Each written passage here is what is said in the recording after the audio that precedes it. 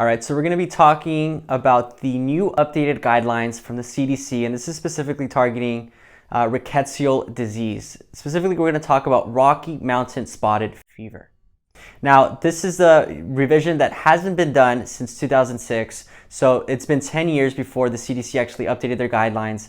And, really the main point that they're trying to drive across is that everybody should be treated with doxycycline.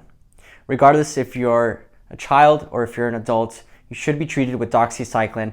This is the only medication, aside from chloramphenicol, and we'll go into the details in a little bit, that actually has proven efficacy against this disease. It reduces mortality. Chloramphenicol is the only substitute or alternative, but it's not as good as doxycycline. Now, this Rocky Mountain spotted fever, this is really transmitted by the dog tick, and it's transmitting Rickettsia rickettii. And really the symptoms when they initially present are going to be very nonspecific. You're not going to be able to tie Rocky Mountain spotted fever based on symptoms alone because they typically present with headache. The headache is for the most part going to be very severe. Nausea with or without vomiting. You can have myalgias, arthralgias. So very, very nonspecific.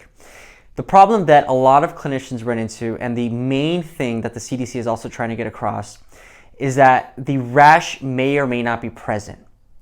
Now, the rash, if it does present, is going to take 3 to 5 days for this to present. Up to 10% of patients will never have the rash. And the problem is, a lot of clinicians wait until they see the classic rash to start treatment. The problem is, if you have severe disease, you can actually die 3 to 5 days into the course of this disease. So if we're waiting 3 to 5 days for the rash to appear, then obviously this is going to start to increase the rate of mortality in patients. So, and the physical findings, the symptoms are very, very nonspecific. So if you're in the endemic area, you suspect Rocky Mountain spotted fever, you should treat with doxycycline empirically right away. Don't wait for any type of laboratory confirmation. Don't wait for the rash. When the rash does present, it does present classically. It's going to start at the ankles and the wrists, and it's going to move centrally. So that's the classic presentation of the rash. If you do lab work, you might notice hyponatremia, you might notice increased LFTs, or you might notice increased PT, PTT. Again, very non-specific. Really, the test of diagnosis is going to be with indirect fluorescent antibodies. But again, this doesn't develop until later on into the course of the disease. Like we said, all patients should be treated with doxycycline. 100 milligrams twice daily is really the recommended dose. Now, the main concern is treating patients who are under 8 because of teeth staining and because of weakening of tooth enamel. Really this is more so the case with the older tetracycline class. Doxycycline is a little bit newer and it doesn't really have these side effects. It's safe in children under 8 years of age, especially for the short duration of treatment like it's going to be for Rocky Mountain spotted fever. So, and I received an email about this actually, the specific question. If this is actually what's done clinically or if this is just something done for tests. And the reality is doxy should be given to children because this is a fatal disease. If not treated, this will go on and this can cause bouts of mortality. So we really want to treat with doxycycline. We don't need to worry about teeth staining. We don't need to worry about weakening of the tooth enamel. Now, if you're a child and you're less than 45 kilograms, then you're going to be treated with 2.2 milligrams per kilogram per dose. It's going to be divided into 2 daily doses every 12 hours. If you're over 45 kilograms, you're going to be treated just like an adult, 100 milligrams twice a day. Max dosing is 200 milligrams per day. And you can do this orally or you can do this intravenously. It doesn't matter. If you have severe disease, a lot of clinicians tend to do a loading dose of 200 milligrams initially, and then they go with 100 milligrams twice a day.